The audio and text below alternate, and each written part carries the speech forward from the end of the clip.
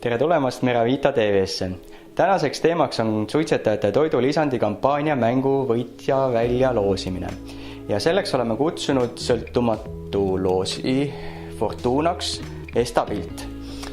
Ja auhinnaks on suitsetajate toidulisand sõbrale ja sõbra, kes jagas, on Satsa Intsi õli. Ja alustame siis loosimisega. Palun. Nii, esimene võitja on Taavi Jõgi.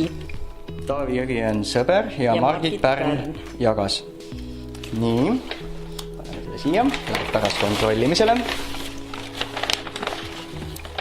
Teine võitja on Elo Sammul ja Liivi Kivimurd.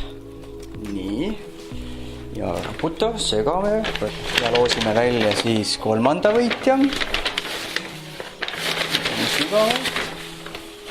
Nii, kes meil siis see õnnelik on? Nii, võitja on Klaarika Käärik ja Erki Tõppan.